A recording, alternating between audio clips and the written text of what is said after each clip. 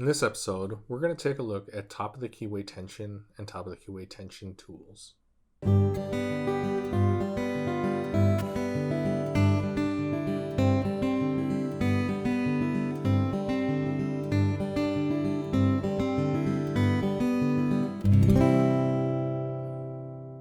Hey folks, welcome to Pugs Picks Locks. If you're new here, go ahead and click that subscribe button and ring that notification bell so you'll always be notified when I release new content like this. And if you like the video, go ahead and give it a thumbs up. Click that like button. And then if you have a question or a comment, leave that down below.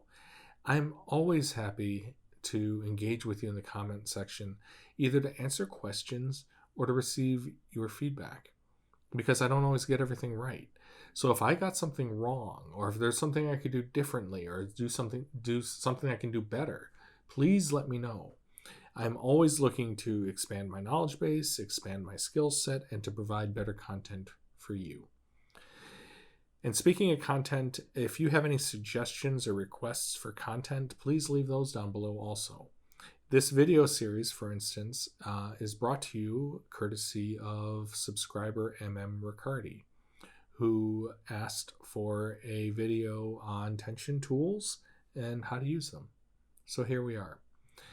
And like I said, this is a video series. This is the third in this video series. Part 1 talked about the philosophy of tensioning, how I approach tensioning in general. Part 2 talked about bottom of the keyway tensioning. And so part 3, this episode, is going to talk about top of the keyway tensioning. And as you've heard me complain and moan about in many videos, I'm not the biggest fan of top of the keyway tensioning. I prefer bottom of the keyway tensioning. It's what I'm used to and it's what I like to do. But some locks require top of the keyway tensioning, and they require it for different reasons. There's a lot of locks where it's just a personal preference. You can attack it top of the keyway or bottom of the keyway, it doesn't matter. But other locks kind of firmly assert which method of tensioning you're going to use. For instance, with American locks, this American Lock Series 1100 lock, these are my comfort locks, the Series 1100 are. I have to use top of the keyway tensioning. And the reason why I have to use top of the keyway tensioning is because I find myself cranking on the pins quite a bit, using more pressure to set pins than I normally do with like standard pin locks or with other locks, even other locks that have security pins. But I find myself cranking on them quite a bit. Part of it's because I use slightly heavier tension than I do normally, and that slightly heavier tension than I normally use is specifically so that I can get the feedback out of the serrated pins.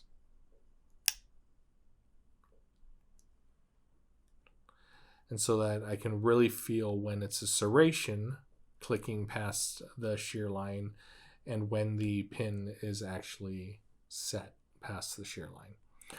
So because I have to crank on it a little bit more, I am grabbing this standard short hook from Southord, which has a thicker shank than my preferred single pin picking tool, which is this Pagoda hook from Southord.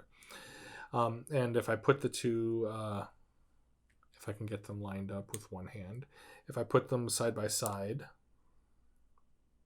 you can see that the shank on the standard hook on the bottom, that standard short hook on the bottom, the shank is thicker. It is beefier, and it's going to put up with a little bit more pressure when I'm kind of cranking on the pins a little bit.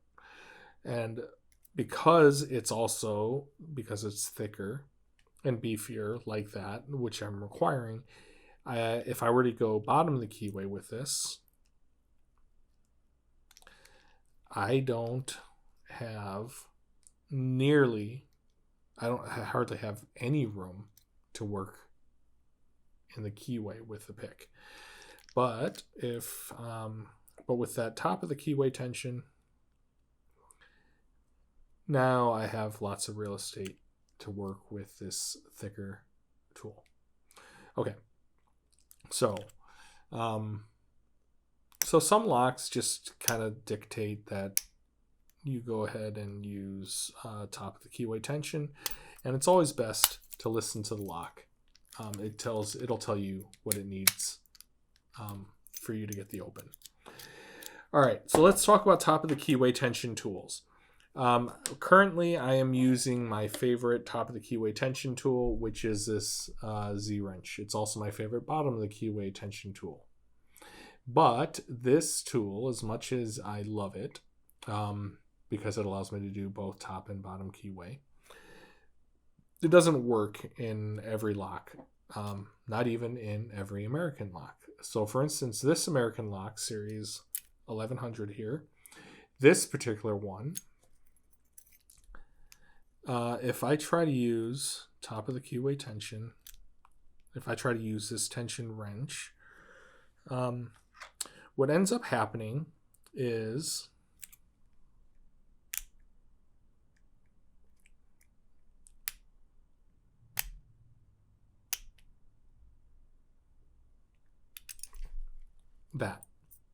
that's what ends up happening. I pop it right out the top of the keyway every time. So instead of that one, I instead reach for this Pry Bar in 50,000s, right? And this Pry Bar, the reason why this one works for me is, and for that lock, I should say, is there's just a little bit more, just a little bit more real estate. It's just a little bit wider. And that little bit of extra material there just lets it get a better grip in the top of the keyway.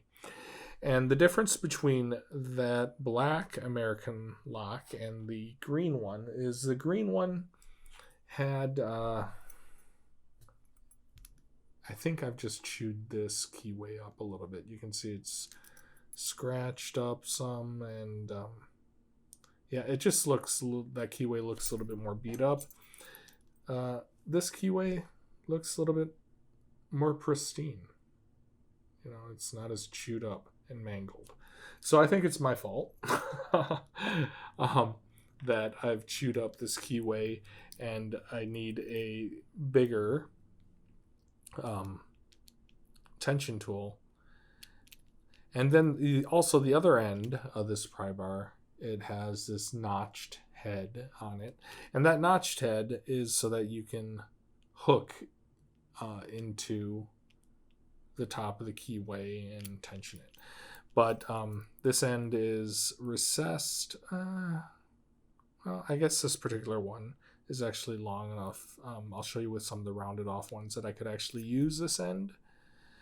But same thing, it'll pop out. So I prefer having this end where there's just a little bit more material touching the brass, touching the keyway, and I just get a little bit better purchase. But even with this one, as I work my way through the lock, every time the course shifts, I find I have to reset the pry bar. I have to reset, especially like there with that spool pin, there's counter rotation, and now I have to move the pry bar back in. So every time the course shifts, basically, I end up having to make sure that the pry bar is still firmly seated in place, and that I'm not about to pop it out and lose all the work that I've done and have to start over. And there we go. Our celebratory swivel. Okay, so let's talk about these different pry bars for a moment. These two are the same. They have the same profile, right? They have the same kind of wider and wider and deeper end. And this end, they both have this shallower notched end. The only difference between them is their gauge, how thick they are. So like I said, This one is about 50 thousandths of an inch. Right in there somewhere. And this is the one that I tend to use the most, but there are exceptions. And then this one is 30 thousandths of an inch. And here's the difference.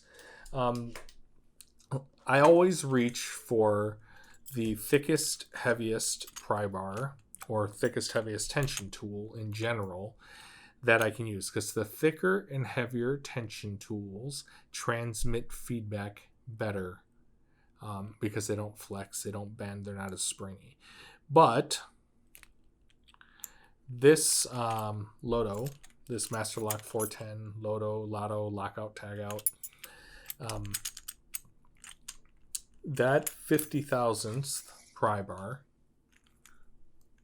does not fit that Keyway. Does not fit the top of that Keyway at all. So for this particular LOTO, this lockout tagout, the smaller, narrower pry bar fits nicely. The trade-off is flex. How much flex and therefore how much sensitivity you lose. How much feedback you lose. And quite honestly, with most LOTOs, I'm actually using bottom the Keyway. I was just using this as an example for why you might need to go with a narrower gauge tool. Pry bar.